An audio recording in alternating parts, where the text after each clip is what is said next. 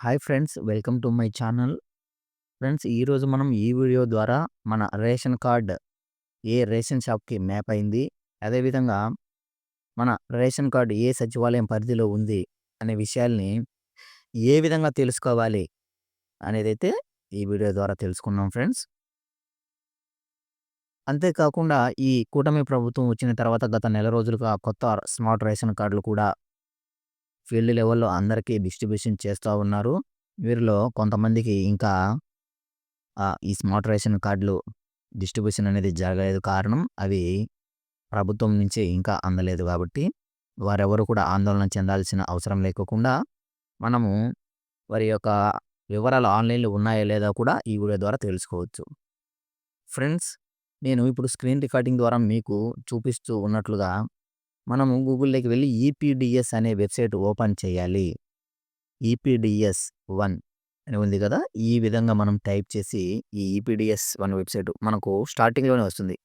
EPDS-AP.AP.gov.in అని. అది open చేసిన తర్వాత హోమ్ పేజ్ ఈ విధంగా వస్తుంది. ఇక్కడ మనం చూడొచ్చు, పైన ఆప్షన్స్‌లో డాష్‌బోర్డ్ అనే ఆప్షన్‌ని క్లిక్ చేయాలి. ఈ డాష్‌బోర్డ్ అనే ఆప్షన్ క్లిక్ చేసిన తర్వాత ఇక్కడ మనకు చాలా రకాలైనటువంటి లింకులు కనిపిస్తున్నాయి. ఇక్కడ మనకు ఈ మిడిల్ భాగంలో, ఈ మధ్య భాగంలో రైస్ కార్డ్ సెర్చ్ కింద నుంచి 4, 5 లైన్‌లో ఉంది. అది క్లిక్ చేసిన తర్వాత మనకి ఈ విధంగా రేషన్ కార్డ్ నంబర్ గాని, రైస్ కార్డ్ నంబర్ గాని ఎంటర్ చేసి సెర్చ్ చేయమని అడుగుతుంది. ఈ బాక్స్‌లో అయితే మనము పాత ration card number YAP, WAP, జేఏపీ ఈ విధమైనటువంటి నంబర్‌లైనా ఎంటర్ చేయొచ్చు. లేదా గత ప్రభుత్వంలో మంజూరు చేసినవి గాని, ఈ ప్రభుత్వంలో మంజూరు చేసినటువంటి 28 సిరీస్‌తో వచ్చేటివైనా గాని ఏవి టైప్ చేసినా కూడా మనము ఈ యొక్క వివరాలు, రేషన్ కార్డ్ వివరాలైతే మనం తెలుసుకోవచ్చు. ఇప్పుడు నేను పాత రేషన్ కార్డ్ నంబరు డబ్ల్యూఏపీతో స్టార్ట్ అయ్యే నంబర్‌తో సెర్చ్ అయితే చేస్తున్నాను. ఈ విధంగా చేసినప్పుడు మనకి వివరాలైతే ఈ విధంగా డిస్‌ప్లే కావడం జరుగుతా ఉంది. ఇక్కడ మనము పాత రేషన్ కార్డ్ నంబర్‌తో సహా కొత్త రైస్ కార్డ్ నంబర్ కనుక్కోవచ్చు. కార్డ్ స్టేటస్ యాక్టివ్‌లో ఉందా లేదా కనుక్కోవచ్చు. హెడ్ ఆఫ్ ది ఫ్యామిలీ ఎవరున్నారో కనుక్కోవచ్చు. అదేవిధంగా షాప్ నంబర్ కూడా మనం ఇక్కడ గమనించవచ్చు. ఏ రేషన్ షాప్, ఆ రేషన్ షాప్ యొక్క నంబర్ ఇక్కడ మనకు డిస్‌ప్లే చేశారు. ఏ సెక్రటేరియట్ నేమ్ చూడండి ఇక్కడ. ఏ సచివాలయానికి సంబంధించినటువంటి కార్డు ఇది. ఇటువంటి పూర్తి వివరాలు తెలుసుకోవచ్చు. ఇప్పుడు నేను ఇంకొక విధంగా కొత్త రైస్ కార్డ్ నంబర్ ఎంటర్ చేసి వస్తుందో రాదో మనం ఒకసారి చెక్ చేద్దాం.